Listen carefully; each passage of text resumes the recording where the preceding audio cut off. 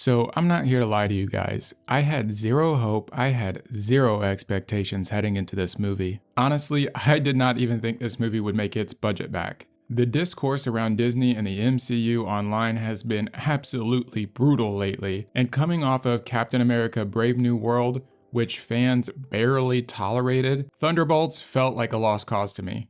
And if we're just looking at it, we're talking about a cast that was cobbled together from Black Widow, where the accents and the CGI were as bad as the plot, Ant-Man and the Wasp, a movie that we've all forgotten about, The Falcon and the Winter Soldier, which I skipped entirely, I just couldn't do it. So my expectations were on the floor when it came to Marvel's Island of Misfit Toys. But surprisingly it worked. Somehow, someway, multiple wrongs were made right. They took the redheaded stepchildren of the MCU and gave them actual purpose, which fittingly is the whole entire theme of this movie. We pick up with Yelena. She's aimless in her mercenary life, clocking in and out as if she's working a dead-end factory job. It's bizarre, but it's kind of brilliant, because that sets her up to be the emotional core of the film and the team. She's carrying this quiet tension of someone who's standing on a cliff but is way too afraid to jump. But I have to say my favorite of the movie was John Walker. He was the absolute standout to me for some reason. And I think that was because I feel like we all know a guy like this from high school who's like really intense for no reason and has no time for anyone else's BS. And to me, that made him hilarious. And again, I'm not going to try and spoil any of this movie for you if you have not seen it, but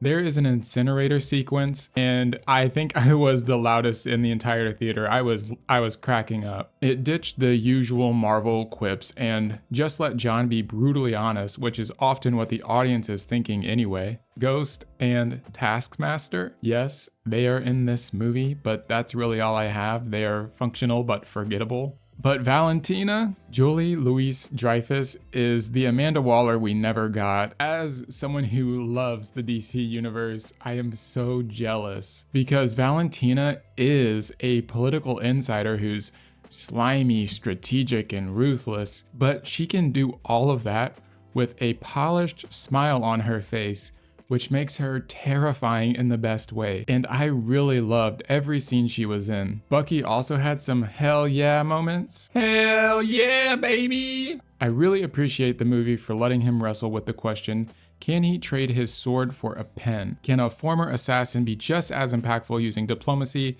and leadership?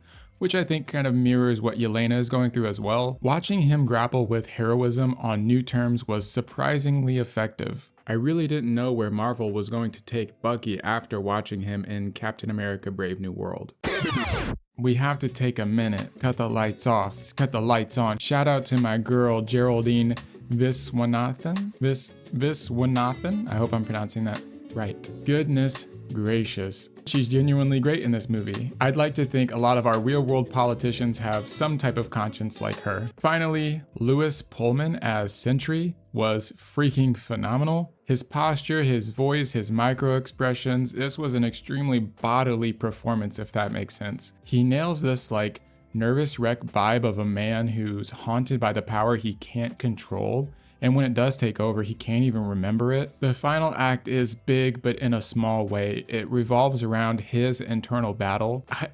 I just think it was beautifully done. And as someone who's been in therapy for almost 2 years now, I can go on and on and on about what that scene meant to me. Fighting your own mind is one of the hardest battles there is in this life, and I genuinely would not wish that weight on anyone. You're lucky I'm nice, Jesse Eisenberg. This movie outright surprised me. I don't know if it was because I had extremely low expectations and it just kind of met the bar, but it feels like the MCU is on the right track again. So I have to give it 7.5 out of 10.